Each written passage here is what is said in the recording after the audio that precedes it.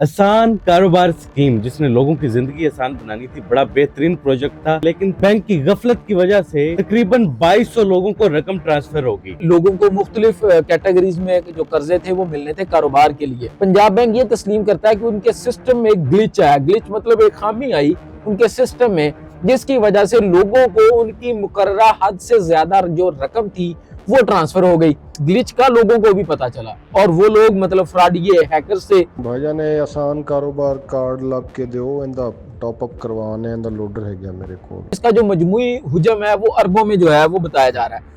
लेकिन पंजाब बैंक की आप नाअहली का अंदाजा करें कि 10 रोज तक पंजाब बैंक को पता नहीं चला कि उनके सिस्टम में इस खामी की वजह से पंजाब बैंक से जो अरबों करोड़ों रुपए जो है वो लोगों को गैर कानूनी तौर पर ट्रांसफर हो रहे हैं। और पंजाब बैंक ने बुनियादी तौर पर FIR में इस मामले को छुपाने की कोशिश की।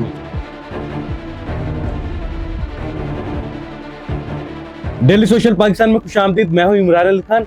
आसान कारोबार स्कीम जिसने लोगों की जिंदगी आसान बनानी थी, बड़ा बेहतरीन प्रोजेक्ट था हुकूमत पंजाब की तरफ से। लेकिन छोटी सी बद इंतजामी या बैंक की गफलत की वजह से तकरीबन 2200 लोगों को रकम ट्रांसफर होगी। जब रकम ट्रांसफर होती है तो ऑडियोज लीक होना शुरू हो जाती हैं हैकर्स की कि ये वाली रकम हम आपको लोड करवा देते हैं, टॉप अप करवा देते हैं। और उसके बाद पंजाब बैंक की तरफ से NCCI में एक दरखास्त जाती है, FIR कट जाती है। वो FIR क्या है, अब क्या होने वाला है, पंजाब हुकूमत इस पर क्या एक्शन लेगी, बैंक ऑफ पंजाब इस पर क्या एक्शन लेगा। उमैर साहब हमारे साथ मौजूद हैं। उमैर भाई, लोगों की जिंदगी आसान होनी थी, कर्जे मिलने थे, नौजवानों ने उम्मीदें बांध ली थी, ये तो कर्जा कहीं और पहुंच गया। देखें, किसी की जिंदगी आसान होनी थी तो किसी और की आसान हो गई। तो मामला कुछ यूं है कि पंजाब हुकूमत की ये जो आसान कारोबार स्कीम थी, इसके जरिए बुनियादी तौर पर लोगों को मुख्तलिफ कैटेगरीज में जो कर्जे थे वो मिलने थे कारोबार के लिए, कि वो अपने कारोबार को फ्लरिश कर सकें। किसी ने नया कारोबार शुरू करना था तो किसी ने उसकी एक्सटेंशन करनी थी, तो किसी को 5, किसी को 10, किसी को 20 लाख रुपए जो कर्ज था वो इस स्कीम के जरिए मिलना था। अब ये अप्रूवल हो गई, लोगों ने अप्लाई किया, उनकी अप्रूवल हो गई। उसके बाद पंजाब बैंक इसमें इन्वॉल्व हुआ कि जो रकम थी वो 5 लाख, 10 या 20 लाख वो पंजाब बैंक ने लोगों को ट्रांसफर करनी थी। अब पंजाब बैंक ने ये रकम जो है वो ट्रांसफर करना शुरू कर दी। इस दौरान हुआ ये कि पंजाब बैंक जो खुद तस्लीम करता है, पंजाब बैंक ये तस्लीम करता है कि उनके सिस्टम में एक ग्लिच आया। ग्लिच मतलब एक खामी आई उनके सिस्टम में, जिसकी वजह से लोगों को उनकी मुकर्ररा हद से ज्यादा जो रकम थी वो ट्रांसफर हो गई। कितनी रकम थी वो? देखिए, ये अभी तक जो मजमूई इसकी मालियत है वो नहीं बताई जा सकती, क्योंकि ये इन्वेस्टिगेशन का प्रोसेस जो है वो ऑनगोइंग है और एक से अगला बंदा, दूसरे से तीसरा बंदा जो है वो पकड़ा जा रहा है। ताहम इसका जो मजमूई हुजम है वो अरबों में जो है वो बताया जा रहा है। अब पंजाब बैंक के सिस्टम में ये ग्लिच आया, इस ग्लिच का लोगों को भी पता चला और वो लोग मतलब फ्रॉडिये हैकर से, और फिर जो है उनकी एक ऑडियो भी हमारे सामने भी आई। लेकिन जारी बात है मुतअद्दिद लोगों को उन्होंने ये पैगाम भेजे होंगे, एक जो है वो हम तक भी पहुंच गई।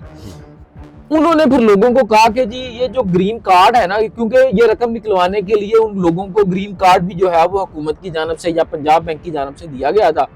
तो उन्होंने कहा कि जिसके पास ये ग्रीन कार्ड है वो हमसे राब्ता करे तो हम आपको टॉप अप करवाते हैं। अब जो टॉप अप की टर्म है इमरान, ये जो फ्रॉडिये हैं, जो फ्रॉड करते हैं, हैकर्स हैं, उनकी जुबान में इसका मतलब होता है कि आपको लोड करवाते हैं। वो लोड 2-4 हज़ार की शक्ल में नहीं होता, वो लाखों की शक्ल में होता है। तो ये इस तरह के लोगों को पैगाम भेजे गए। फिर लोग जो थे उन्होंने उन हैकर से भी ये नहीं कि उन्होंने वो अपना कार्ड दिया, तो ये मामला हुआ। अब हुआ बुनियादी तौर पर जो ग्लिच था, वो खामी थी, वो मैं आपको बताता हूँ कि वो क्या थी।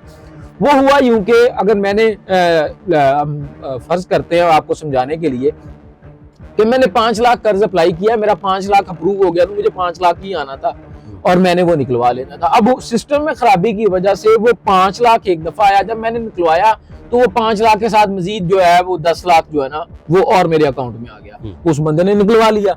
अब वो जिस तरह उसने 10 लाख निकलवाया तो 15 लाख जो था वो मजीद सिस्टम की खराबी की वजह से वो आ गया। अब इसमें फिर वो हैकर जो थे उन्होंने वो भी इन्वॉल्व हुए कि वो जी 15 लाख दूसरी दफा आया तो 5 किसी को दे दिया, 10 खुद रख लिया। इस तरह करके जो मामला था ये चलता रहा। बुनियादी तौर पर 10 दिन ये जो सिस्टम था, देखें अब साइबर सिक्योरिटी है, ऑनलाइन सिस्टम है, तमाम चीजें मौजूद है।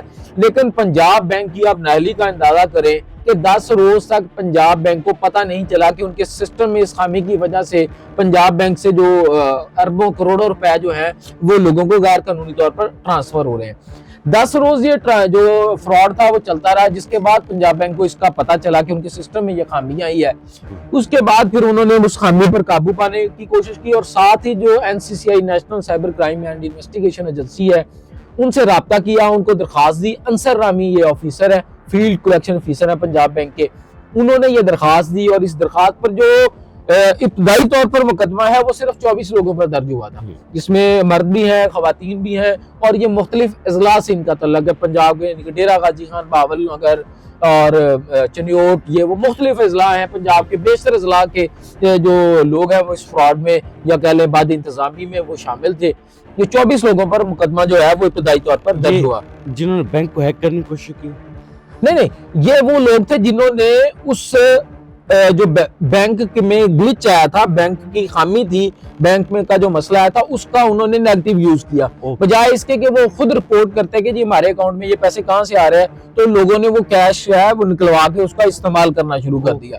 अब बैंक की भी खामी थी साथ, जो मैंने कहा कि जब लोगों को पता चला तो उसमें जो हैकर्स फ्रॉडिये थे वो भी इन्वॉल्व हो गए। उन्होंने लोगों को कहा कि जी अपना कार्ड दें तो हम आपको जो है ना वो एक्स्ट्रा पैसे देते हैं, वो कुछ उन्होंने लोगों को दिए, कुछ खुद रख लिए। तो ये एक मल्टीपल यानी कि दो चीजें हुई, बदइंतजामी भी हुई, फ्रॉड भी हुआ और इसमें हैकर्स जो थे वो भी इन्वॉल्व हुए। अब अगला काम जो था वो हुआ फिर ये कि जब ये मामला मैंने आपको बताया कि FIR हो गई और पंजाब बैंक ने बुनियादी तौर पर FIR में इस मामले को छुपाने की कोशिश की। यानी कि अगर आप FIR पढ़ें तो आपको पता नहीं चलेगा कि ये आसान कारोबार स्कीम से मुतल्लिका लोग थे तो जिनके साथ ये मामला हुआ है। वहां पे सिर्फ वो क्रेडिट कार्ड और लिमिट का जो है वो लिखा हुआ है और उसमें हुजम भी नहीं बताया गया कि टोटल यानी कि कितनी हुजम की जो रकम है वो गई है। तो 24 लोगों पर ये FIR हुई, फिर उनकी निशानदेही पर जो दीगर लोग थे उनको पुलिस और NCCI हुकाम जो थे वो पकड़ते रहे और अब तक जो मेरी इतलात है तकरीबन 250 से ज्यादा जो लोग हैं वो उनको पुलिस और NCCI जो है वो हिरासत में ले चुकी है। इनमें से जब ये फ्रॉड सामने आ गया, गिरफ्तारियां सामने आई, तो कुछ लोगों ने अपने तौर पर भी जो गिरफ्तारियां हैं वो NCCI हुकाम को दी हैं और बताया है कि हमारे साथ ये मामला हुआ और ताहम अभी तक जो इसकी इन्वेस्टिगेशन है वो भी चल रही है। उसके बाद जो गिरफ्तारियों का सिलसिला है वो भी जारी है। ताहम पंजाब बैंक पे मैं कहूँगा दोबारा कि पंजाब बैंक की बहुत बड़ी नाअहली कि सिक्योरिटी के इतने बड़े दौर में मतलब आप आम सारिफ को क्या सिक्योरिटी देते हैं कि कल को उनके जो अकाउंट से अगर इस तरह को रकम निकल जाए आपके ग्लिच की वजह से, आपकी खामी की वजह से, तो कल फिर कौन जिम्मेदार होगा? ये टोटल रकम कितने लोगों को ट्रांसफर हुई है? ये जो अभी उनका NCCI हुकाम और जो दीगर तहकीकात इसमें हुई हैं, इसमें मजमूई तौर पर जो 2200 के करीब लोग हैं, क्योंकि 2000 से जायद हैं, 2200 के करीब जो लोग हैं वो इसमें मुलव्वस पाए गए हैं कि जिनको रकम जो है वो सेंड हुई है।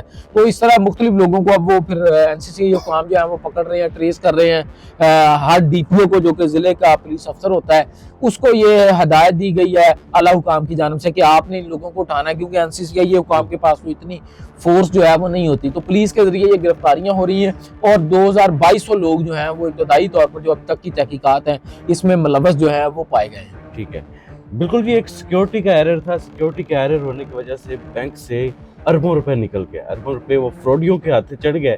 अब केस हो गया है, NCCI और गवर्नमेंट ऑफ पंजाब की तरफ से एक्शन लिया गया है। आगे इसकी क्या अपडेट आती है उमर भाई, मैं आपके पास दोबारा आऊंगा। जी जरूर, इस पर हम तफसीली दोबारा बात करेंगे और बताएंगे कि आसान कारोबार का जो स्कीम का जो कर्जा है वो आपको कैसे मिल सकता है, उसके लिए कौन कौन सी चीजें आपको करनी है। आप हमारी अगली वीडियो का इंतजार करें। अल्लाह हाफिज।